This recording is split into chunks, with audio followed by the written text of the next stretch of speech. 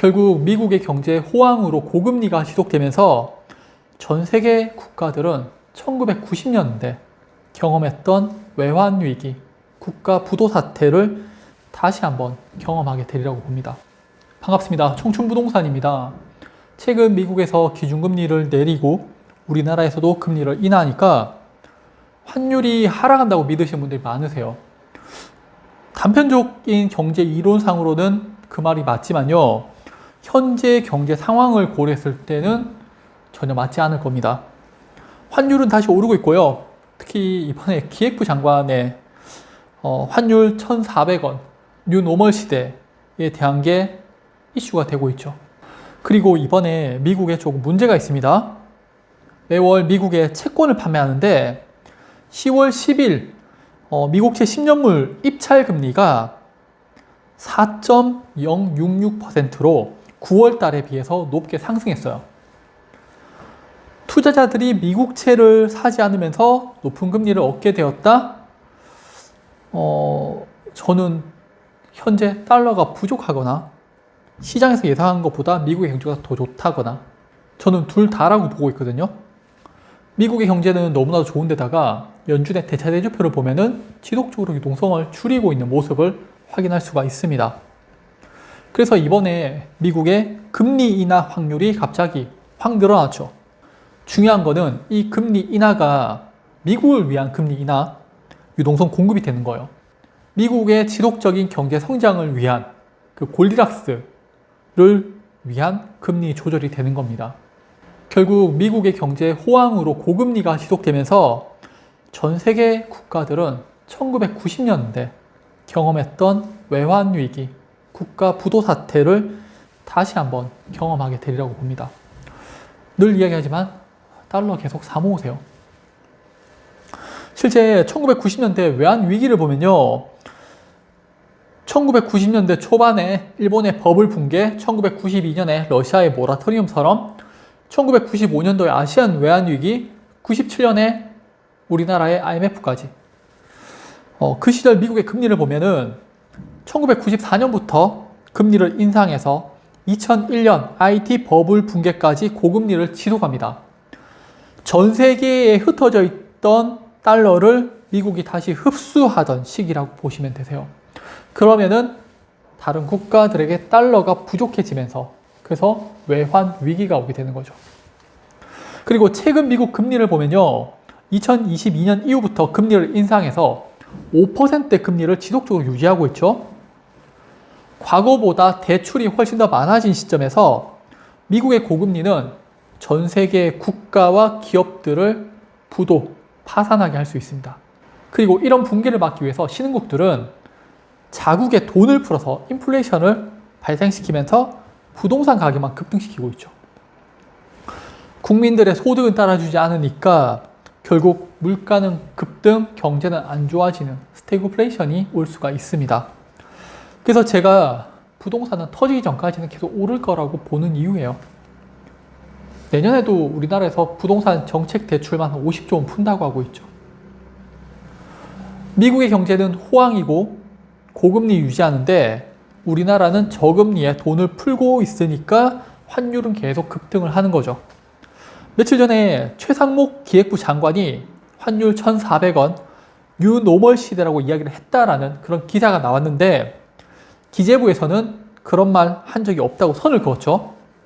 일단 정부는 환율이 더 상승하는 상황을 열어놨다라고 볼 수가 있는 거고 계속 이야기하지만은 미국의 경제 상황, 우리나라의 경제 상황, 그리고 현재 경제 산업 구조의 변화를 보신다면은 환율이 상승하는 게 당연한 결과입니다.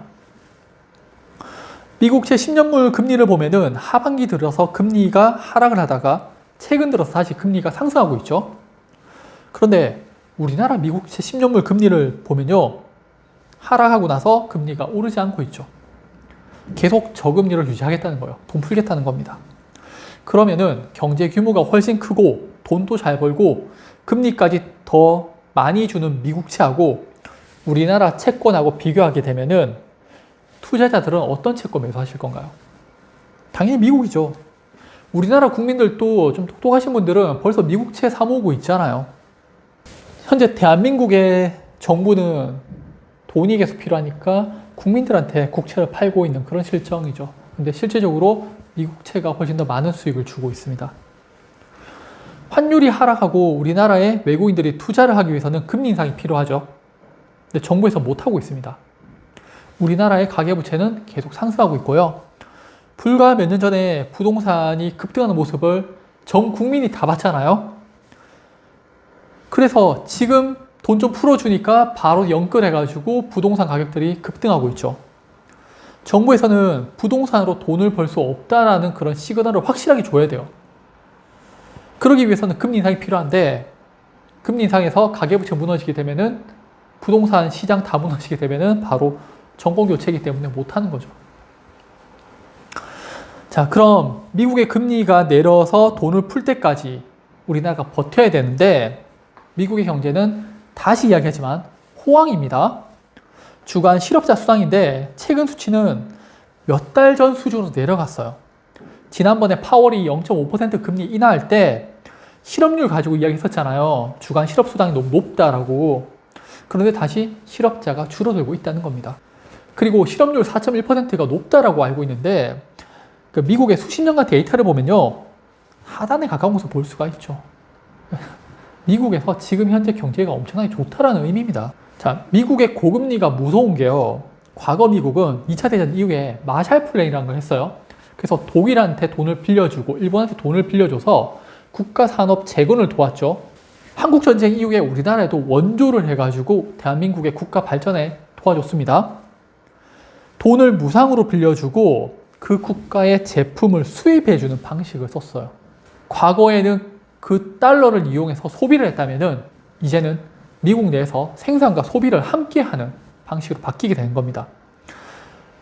이거는 이번에 트럼프가 당선되면은 훨씬 더 심각해지는 문제가 될 겁니다. 외환위기 때 우리나라가 어땠냐면요, 경제가 좋았던 기업들이 문어발식 확장 그리고 대출로 돌려받기를 했었고, 미국의 고금리로 시중에 돈이 줄어들면서 외국 투자자들은 자금을 회수하고요, 일거리가 줄어들고 기업들은 성장성이 추락하면서 외환위기가 왔었죠. 그럼 지금은 어떤가요? 미국은 고금리로 시중의 자금들이 줄어들고 있습니다. 중국을 견제하고 미국 제일주의로 가면서 우리나라를 비롯한 전 세계 국가들의 성장이 멈추고 있죠. 삼성이 망한다는 이야기도 나오고 있습니다. 정부는 이를 근본적으로 해결하기보다는 저금리로 돈을 계속 공급하면서 좀비 기업들을 양성하고 있고요. 그래서 부동산과 가계대출이 더 커지는 겁니다. 문제가 될 수밖에 없죠. 그리고 정부에서 돈을 계속 풀다 보니까 환율이 계속 상승을 하는 거고요. 이런 문제가 뭐 내일 바로 터질지 아니면은 5년이나 10년이 지나서 터질지는 아무도 모릅니다. 정말 운이 좋아서 안 터질 수도 있어요. 좋게 넘어갈 수도 있는데요.